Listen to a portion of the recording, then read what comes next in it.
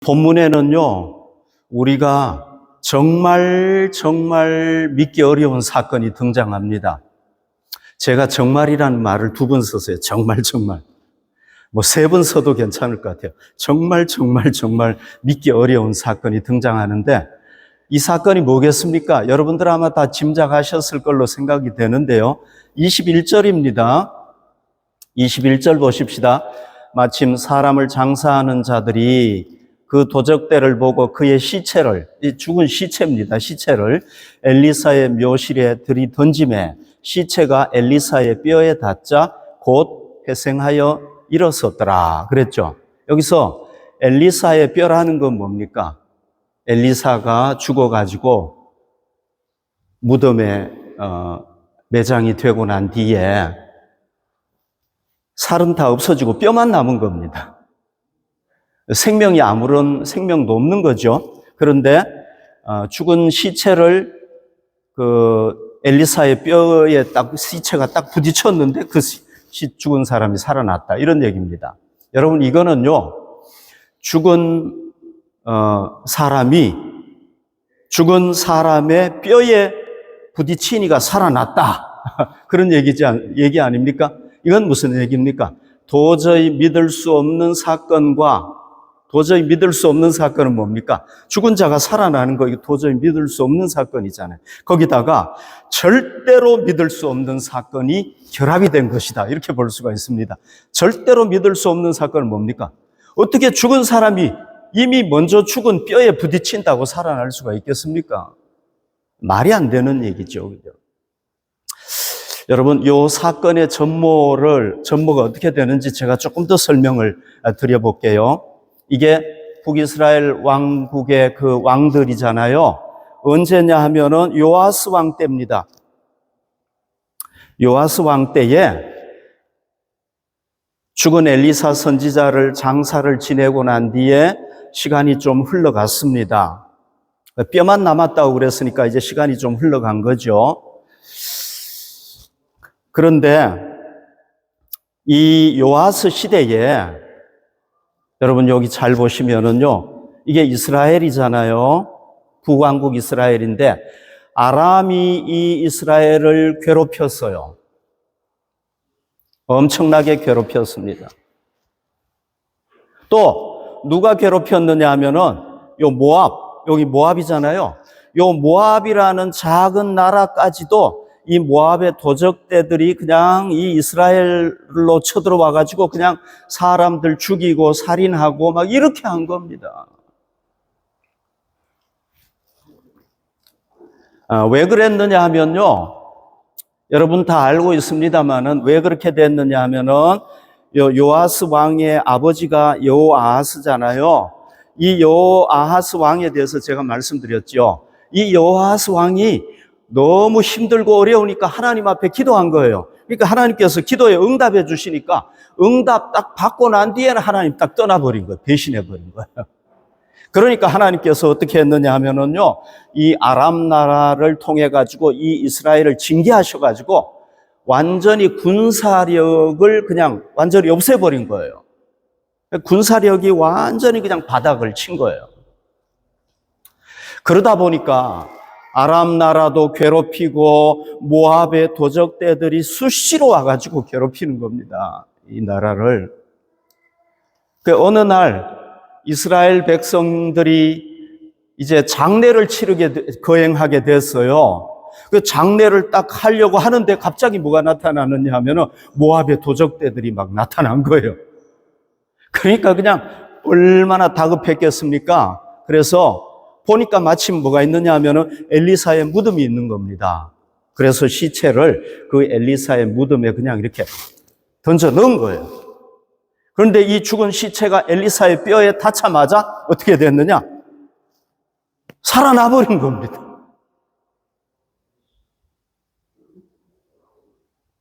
자, 여러분, 우리가 이 사건에서 분명한 사실 한 가지가 있습니다. 그게 뭐냐? 이 사람 죽은 사람이잖아요. 죽은 사람이 엘리사의 뼈에 닿았을 때 엘리사의 뼈가 능력이 있어가지고 이 사람이 살아난 것은 절대 아니라는 겁니다. 이건 분명한 사실입니다, 여러분. 죽은 뼈가 무슨 능력이 있겠습니까? 죽은 뼈는 능력이 없어요. 예. 그러니까 죽은 뼈가 이 사람을 살린 것은 아니다. 그런 얘기입니다. 그러면 도대체 이 사람이 어떻게 살았습니까? 간단하게 설명할 수가 있죠. 그죠? 하나님께서는 이 엘리사 선지자에게 뭘 주셨습니까?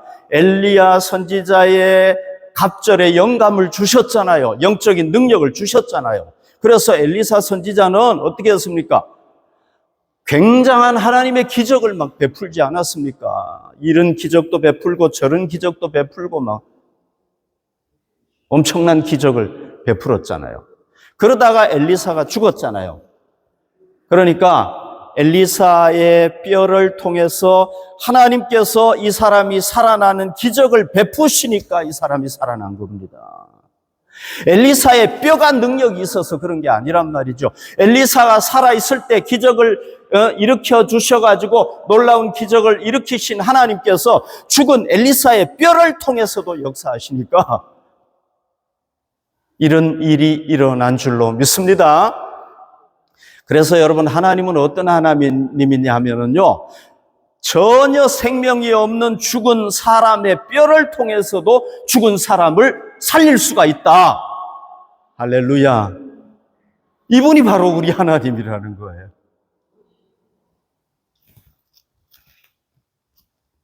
에스겔 37장 10절을 봅시다.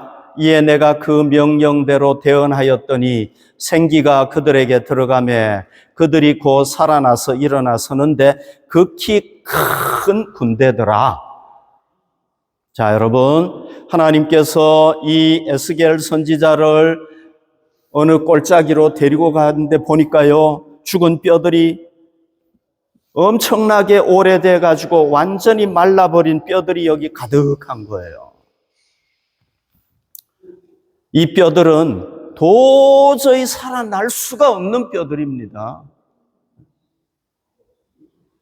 그때 하나님께서 이 에스겔에게, 야 에스겔아, 너 이 뼈들이 살아나라고 내 말을 대신 전해라, 대언해라 얘기를 하는 겁니다.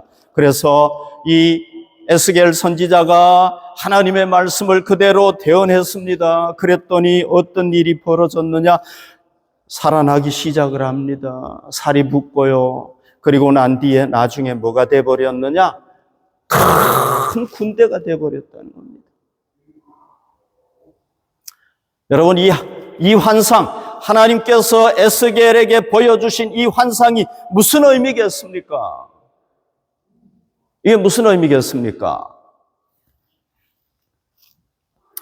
에스겔 37장 14절에서 하나님께서 이 환상을 보여준 이유를 설명해 주고 있습니다. 내가 또 내 영을 너희 속에 두어 너희가 살아나게 하고 내가 또 너희를 너희 고국 땅에 두리니 나 여호와가 이 일을 말하고 이런 줄을 너희가 알리라. 여호와의 말씀이니라. 지금 이스라엘 백성들은요, 에스겔 때 바벨론의 포로, 나라가 망해가지고 바벨론의 포로로 잡혀가 있는 것입니다. 그 포로에서 돌아온다는 것은요, 마치 죽은 뼈들이 살아나는 것처럼 불가능한 겁니다. 도저히 안 되는 겁니다. 여러분, 어느 나라가 한 나라를 망하게 하고, 야, 너희들 나라 다시 세워줄 테니까 가서 우리 돈 가지고 가서 너희들 재건해. 이럴 나라가 세상에 어디에 있겠습니까, 여러분? 그런 나라는 세상에 없습니다. 그리고 이스라엘 백성들이 거기서 어떻게 해방이 되겠습니까? 해방될 수가 없는 겁니다. 그런데 하나님께서는 에스겔 선지자를 통하여 해방된다는 겁니다. 여러분, 실제로 역사를 보면은요, 고레스 왕 때 페르시아 이 제국이 바꿔지게 됩니다. 바벨론에서 페르시아 제국으로 바꿔지면서 이 고레스 왕이 어떻게 하느냐? 야, 너희 고국으로 다 돌아갈 수 있는 사람 다 돌아가. 그리고는 막 돈도 주고요. 이스라엘 나라에서 뺏어온 그 성전 기물들도 주면서 가서 너희들 성전도 건축하고 나라도 건축해. 이렇게 해가지고 여러분 나라가 건설이 포로에서 돌아온 겁니다. 70년 만에. 그러니까 이스라엘 백성들이 돌아오면서 뭐라고 고백을 했냐면은, 우리가 포로에서 돌아올 때 정말 꿈꾸는 것 같았다. 안 믿겨졌다는 겁니다.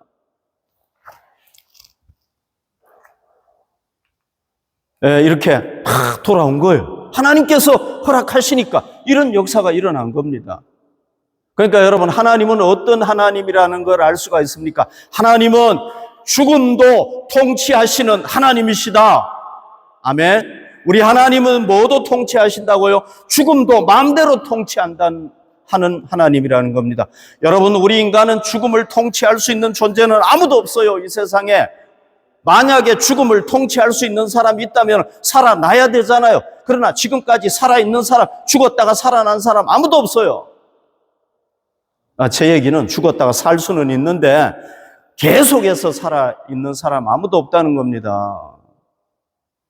인간은 다 죽음의 지배를 받는 존재란 말이죠. 그러나 우리 하나님은 어떤 존재입니까? 죽음을 통치하시는 분이란 말이죠. 하나님께서 죽은 자를 억지로 해가지고 이렇게 겨우 살리는 분이 아니라 죽은 시체를, 죽은 뼈를 통해서 살려버리시는 이런 분이란 말이죠. 그리고 에스겔의 환상을 통해서 보여준 게 뭡니까? 이 죽음과 같은 그런 절망적인 상황을 당하더라도 나는 그 죽음과 같은 절망적인 상황도 얼마든지 회생시킬 수 있다, 해결할 수 있다, 이런 하나님인 것을 우리에게 보여주시는 겁니다. 여러분, 이 장례를 거행하려고 하던 사람이 갑자기 모압의 도적대가 나타났을 때 얼마나 당황했겠습니까? 아니, 세상에 이 장례가 사람 인생에 한 번뿐인 건데 이 장례도 못 치르게 이렇게 억울한 일을 당하나 한탄했을 거예요. 그렇지 않았겠습니까, 여러분? 그것뿐이었겠습니까? 이거 장례 치러야 되는데 이 장례도 못 치르고 얼마나 답답했겠습니까? 갑자기 위기 상황이 닥친 겁니다. 갑자기 여러분, 도적대가 오니까 자기들 살아야 되잖아요. 죽은 사람이 문제겠습니까? 자기들이 살아야 된단 말이죠, 지금. 그래서 여러분, 정말 절망적인 상황, 자기들 힘으로 어떻게 할 수 없는 상황이 왔단 말이죠. 그러니까 이런 답답하고 위기 상황, 절망적인 상황, 얼마나 한탄했겠습니까? 그러나 다행스러운 건 뭐냐면은 마침 거기에 엘리사의 무덤이 있었던 거예요. 그래서 엘리사의 무덤에 그 시체를 던져 넣었더니 누구와 연결돼 버린 겁니까? 엘리사가 섬겼던 하나님과 딱 연결이 돼 버려 가지고 어떻게 한 겁니까? 엘리사가 살아있을 때 기적을 베풀었는데 하나님께서는 그 죽은 뼈를 통해서도 기적을 베풀어 가지고 시체가 살아나 버린 거예요. 여러분, 이 사람들이 얼마나 답답했겠습니까? 장례 치르지도 못하고 갑자기 위기 상황이 닥치고 절망적인 상황이 닥쳤지만은, 그러나 하나님과 딱 연결이 돼버리니까 어떻게 됐습니까? 위기 상황이 축복이 돼버리고 답답했던 상황이 오히려 더 시원한 상황이 돼버리고 절망적인 상황이 소망의 상황이 돼버리고 이렇게 변했단 말이죠. 여러분, 우리가 살아가다가 답답한 일을 당할 때가 얼마나 많습니까? 억울한 일을 당할 때가 얼마나 많습니까? 그럴 때마다 우리가 어떻게 해야 되겠습니까? 그 문제를 하나님 앞에 가지고 가야 되는 겁니다. 하나님과 연결이 돼버리면은 답답한 상황이 시원하게 뚫려버리고 억울한 상황이 더 큰 축복으로 변화돼 버리는 겁니다. 절망적인 상황까지도 어떻게 되겠습니까? 소망의 상황으로 바뀌어 버리는 겁니다. 여러분, 여기에 보면은 보이세요? 이게 무덤인데요. 무덤에 꽃이 이렇게 핀 거예요. 무덤의 꽃인데 제가 이걸 통해서 뭘 말씀드리고자 하느냐 하면은 하나님은 죽은 자도 살릴 수 있고 죽음과 같은 절망의 상태도 해결하실 수 있는 분이 바로 우리 하나님이시다. 이걸 가르쳐 드리기 위해서 보여드리는 겁니다. 여러분, 우리가 살아가다가 절망적인 상황을 당하더라도 우리 하나님은 어떤 분이시다 믿어야 됩니까? 하나님은 죽은 시체를, 죽은 뼈를 통해서 해결할 수 있는 분이다. 아멘. 죽음을 마음대로 통치하시는 분이시다. 우리는 죽음 앞에 다 꼼짝 못하지만은, 그러나 하나님은 죽은 시체를, 이미 오래전에 죽은 뼈를 통해서 살려버리시는 분이란 말이죠. 이 하나님을 우리가 믿고 하나님 앞에 우리의 답답한 상황을 가지고 나가고, 우리의 억울한 상황을 가지고 나가고, 우리의 절망적인 상황을 가지고 나아갈 때 하나님께서 해결하실 줄로 믿습니다.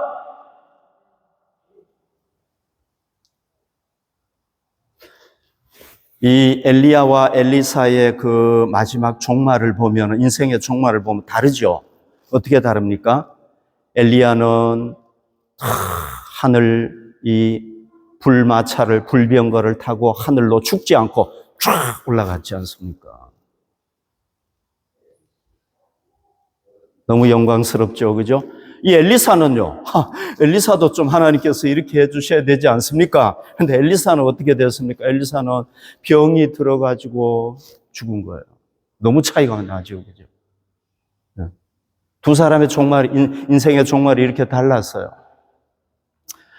여러분, 야고보와 요한은 두 형제잖아요. 예수님의 동일한 제자 아니었습니까? 사도 야고보가 맨 처음에 얼마 안 살고 제자 노릇 얼마 하지도 않고 그냥 목이 잘려서 순교당했어요. 요한은 같은 형제도 불구하고 핍박도 안 당하고 오래 장수, 거의 100살 이상 살다가 죽었어요. 너무 억울하지 않습니까? 여러분, 우리가 이걸 통해서 뭘 깨달을 수 있습니까? 우리의 죽음은 다 다르다는 것, 죽음의 모습은 다 다르다는 겁니다. 어떤 사람은 하나님을 동일하게 믿어도 빨리 죽는 사람도 있고, 늦게 죽는 사람도 있고, 병에 걸려 죽는 사람도 있고, 그냥 건강하게 살다가 죽는 사람도 있고, 이거 하나님께서 이렇게 딱 정해놓으신 겁니다, 여러분. 그러니까 우리가 이거 함부로 할 수가 없는 거예요. 우리 탄생과 죽음은 우리가 못하는 거예요, 이거는. 만약에 탄생을 우리가 마음대로 할 수 있다고 그러면 우리가 부잣집에 좋은 데서 딱 태어나겠죠, 그죠? 안 된단 말이죠. 죽음도 우리가 마음대로, 물론 자살하면 다르지만 자살하지 않는 이상은 우리가 죽음도 마음대로 못하는 겁니다. 그러나 여러분, 이 엘리야나 엘리사나 동일한 점이 있었습니다. 그게 뭔지 아십니까? 하나님을 믿는 믿음 안에서 죽었다는 겁니다. 두 사람이다.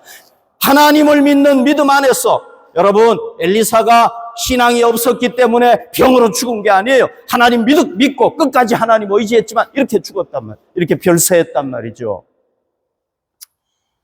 두 사람이 똑같이 하나님 믿다가 이렇게 갔단 말이죠. 그러니까 여러분, 이 놀랍지 않습니까? 보십시오. 엘리야는 죽음을 통해서 뭘 드러내는 겁니까? 죽음 후에 우리가 누리게 될 영광을 쫙 드러내지 않습니까? 부활의 영광까지도, 사람은 죽지 않는다는 것, 몸과 영혼까지도 부활할 수 있다는 것, 하나님은 그렇게 하실 수 있다는 걸 딱 보여주지 않습니까? 그 대신에 뭘 못하는 겁니까? 이 엘리사처럼, 엘리사가 죽고 난 뒤에 뼈만 남았는데 죽은 사람이 거기에 딱 부딪히니까 살아났잖아요. 이런 역사는 못하잖아요. 그러니까 엘리야든 엘리사든 여러분, 하나님 안에서 죽으니까 그 죽음 자체를 하나님께서 소중하게 사용하시는 겁니다. 어떤 죽음을 죽든지 그건 관계가 없어요. 물론 건강하게 살다가 죽으면 좋죠. 그러나 병이 들어가지고 죽어도 어쩔 수 없는 거예요. 어떻게 하겠습니까, 여러분? 중요한 건 뭐냐? 우리가 하나님 안에서 믿음을 지키다가 죽는 게 중요하단 말이죠. 오래전에 제 친구 목사님이 제주도에서 목회하다가 차가 충돌해가지고 별세하셨어요. 또 제가 아는 여자 청년 한 분이 한국에서 섬기던 교회 분인데 삼풍백화점 때 사고가 나가지고 별세했어요. 여러분, 이분들 죽음을 생각해 보면은요, 너무 참 안 됐어요. 그러나 제 친구 목사님도 그렇고 그 여자 청년도 그렇고 하나님을 정말 진실하게 잘 섬기다가 그런 일이 일어났단 말이죠. 그러니까 여러분, 하나님께서 그 죽음을 귀하게 보시고요, 그 죽음을 헛되게 하지 아니하시고 그 죽음을 사용하시는 겁니다. 그래서 제 친구 목사님 부모님이 얼마나 그 친구를 박해했는가 몰라요. 성경을 몇 번씩 불태우고. 그런데 아들이 그렇게 목회자로 하다가 별세하니까요, 자기 때문에 그렇게 됐다고 생각해가지고 그분들이, 가족들이 다 예수님을 믿은 거예요. 여러분, 가족들 구원하기가 얼마나 힘듭니까? 그런데 가족들 다 구원했답니다. 삼풍백화점에 그 건물이 무너져가지고 그 별세한 우리 자매님도요, 부모님이 안 믿는 거예요. 그런데 그 딸이 그렇게 별세하니까요, 그 부모들이 하나님을 믿겠다고 다 교회에 나오게 된 거예요. 그러니까 여러분, 하나님께서는 어떤 분입니까? 우리 성도들의 죽음조차도 귀중하게 여기시는 분이시고 그 죽음을 절대로 헛되게 하지 않으시는 분이란 말이죠. 우리 하나님은. 여러분, 하나님께서 이 죽음을 마음대로 통치하시는 분이라면은 우리의 죽음도 귀하게 하실 수 있는 분이죠. 얼마든지. 우리 예수님은 그것뿐만이 아닙니다. 뭘 준비해 주고 계십니까? 로마서 8장 11절에 보면 예수를 죽은 자 가운데서 살리신 이의 영이 너희 안에 거하시면 그리스도 예수를 죽은 자 가운데서 살리신 이가 너희 안에 거하시는 그의 성령으로 말미암아 너희 죽을 몸도 살리시리라. 아멘. 예수님께서 십자가 지고 죽으셨지만은 성령님께서 그 성자 예수님을 다시 살리셨듯이 우리가 예수님을 믿어가지고 성령님이 우리 안에 계시면은 우리의 죽은 몸도 다시 부활시키신다는 겁니다. 예수님이 그냥 나 부활할 수 있다 이렇게 위해서 부활하신 게 아니란 말이죠. 우리가 부활한다는 걸 보여주기 위해서 그렇게 하셨다고 제가 얘기했지 않습니까? 그러니까 여러분, 우리도 부활할 수 있단 말이죠. 그러나 우리가 만약에 인생의 마지막에 신앙을 지키지 못하면 우리의 죽음은 어떤 죽음이 됩니까? 하나님께서 인정 못하시는 죽음이 되는 거예요. 허무한 죽음이 되는 겁니다. 결국은 뭐예요? 심판받게 되는 겁니다. 예수님께서 영광스럽게 부활하시면서 우리에게 부활한다는 걸 보여주셨단 말이죠. 바울은 예수님이 뭐라고 그랬습니까? 부활의 첫 열매. 우리도 계속해가지고 부활할 수 있다는 것을 가르쳐 주고 있는 겁니다.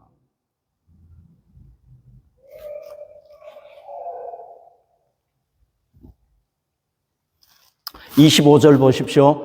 요아하스의 아들 요아스가 하사엘의 아들 베나닷의 손에서 성읍을 다시 빼앗으니 이 성읍들은 자기 부친 여호아하스가 전쟁 중에 빼앗겼던 것이라. 요아스가 베나닷을 3번 쳐서 무찌르고 이스라엘 성읍들을 회복하였더라. 여기 보면은 아람의 왕이 2사람이 나오는데요, 하사엘이 나오고 그 다음에 그 아들이 베나닷입니다. 자, 이 하사엘 때 어떤 일이 있었냐면은 요아스의 부친 여호아하스가 통치할 때인데, 제가 말씀드렸죠. 하나님한테 도움 딱 청하고는 그냥 하나님 딱 대신하니까 하나님께서 이 하사엘을 통해 가지고 징계를 하셔가지고 나라 땅도 빼앗기고 군대도 다 잃어버리고 완전히 국력이 바닥을 치게 된 겁니다. 그러다가 요아스가 왕이 돼가지고, 왕이 됐을 때 누가 아람의 왕이 되느냐 하면은 베나닷이 왕이 되는 겁니다. 이 하사엘을 이어가지고 왕이 딱 되니까요, 어떻게 됐느냐 하면은 요아스가 베나닷을 3번 쳐서 무찌르고 이스라엘 성읍들을 회복하였더라. 아버지 때 잃어버린 것을 다시 찾게 된 거예요. 3번이나 이겨가지고. 어떻게 해서 이겼을까요? 아람은 강한 나라잖아요. 요아스는 군인들도 별로 없단 말이죠. 어떻게 해서 이 3번씩이나 이겼겠습니까? 여러분, 지난주 본문하고 연결해서 보면은 하나님께서 이 엘리사를 통해서 세 번 전쟁에 승리하게 될 것이라고 약속을 했잖아요. 그래서 이긴 거란 말이죠.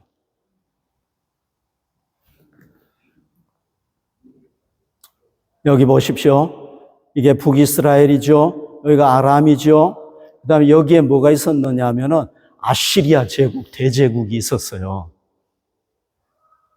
하나님께서 이 아시리아가 이 아람 나라를 공격하도록 한 거예요.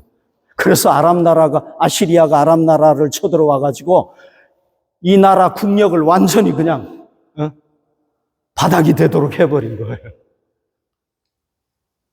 그리고 이 다메섹 주변에 있던 나라들도 이 나라를 공격한 거예요. 여러 나라들이. 그러니까 아람 나라가 어떻게 된 거예요? 국력이 완전히 그냥 밑으로 쫙 떨어져 버린 거예요. 그래서 북이스라엘이 이 아람 요 기회를 타가지고 전쟁을 해가지고 세 번 이기게 된 겁니다. 그러니까 여러분, 하나님은 어떻게 하신 겁니까? 이렇게 국제 정세를 딱 만들어 가지고 자기 약속한 거를 탁 지키는 거예요, 하나님께서. 하나님은 이 세계를 지배하시는 분이니까 마음대로 할 수 있는 거죠, 그죠? 네.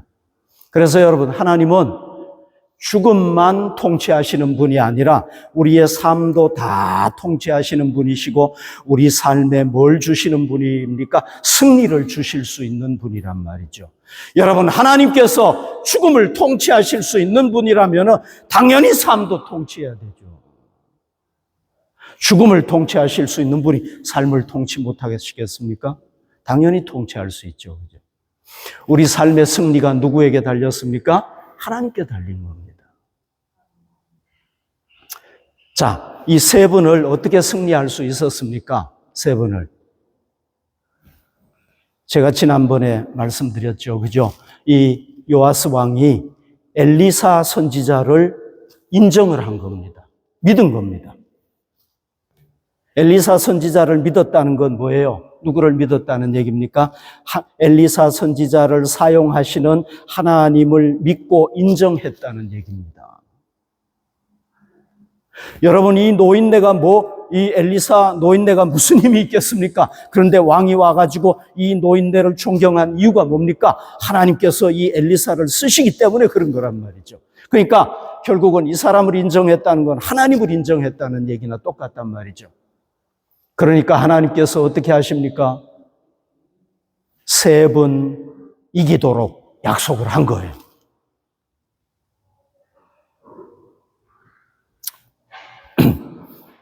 그래서 세 번 전쟁에 승리하게 된 거죠. 이 요아스 왕은요, 세 번뿐만 아니라 10번도 이길 수 있고 20번도 이길 수 있는 거예요.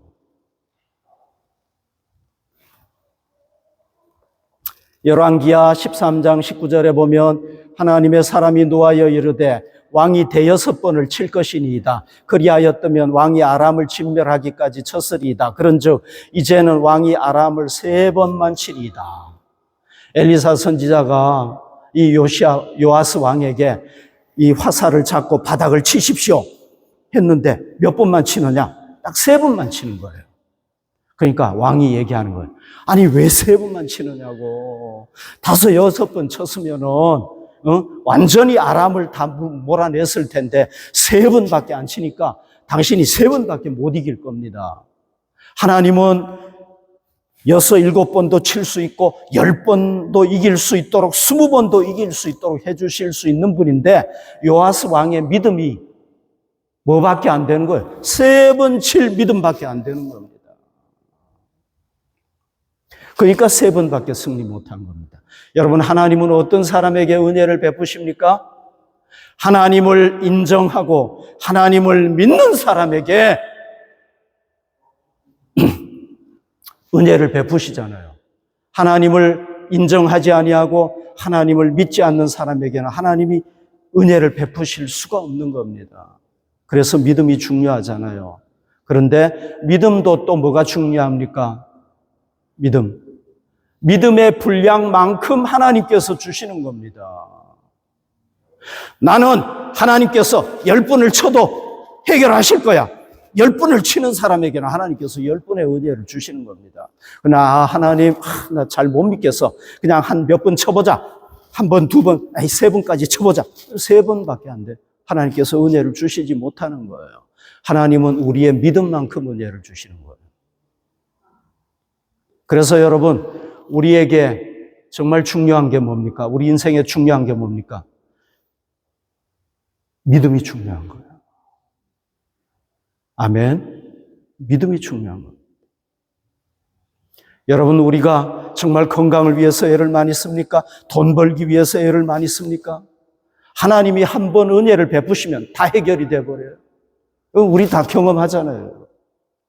내가 몇 년을 번 것보다도 하나님이 한 번 딱 역사해줘 버리시면은 몇 년 번 것보다 더 벌 수도 있고, 하나님께서 우리의 건강을 책임져 주시면은요, 내가 몇 년을 치료받는 것보다 더 놀라운 역사가 일어날 수 있단 말이죠.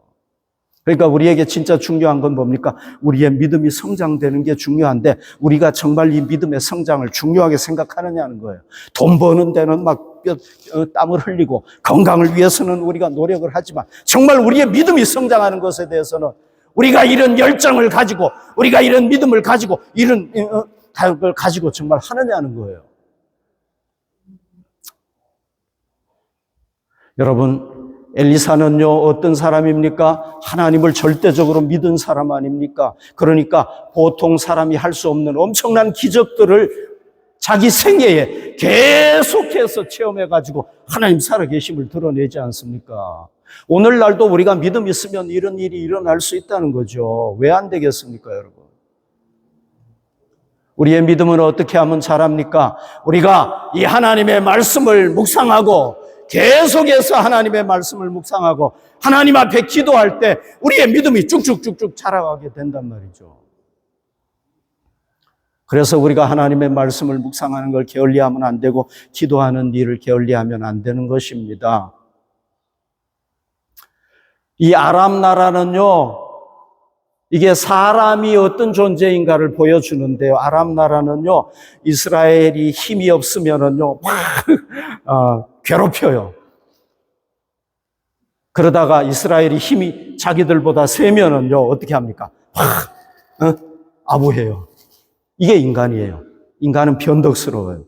힘 있을 때는요, 사람 무시하다가 힘 없으면은 또 막 이러고. 이게 인간이에요. 하나님은 어떤 분입니까?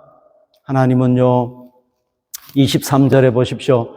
여호와께서 아브라함과 이삭과 야곱과 더불어 세우신 언약 때문에 하나님께서 이 아브라함에게 너희 자녀들에게 내가 복을 주겠다 약속을 했잖아요. 이 언약 때문에 이스라엘에게 은혜를 베풀며 그들을 불쌍히 여기시며 돌보사 멸하기를 즐겨하지 아니하시고 이때까지 자기 앞에서 쫓아내지 아니하셨더라.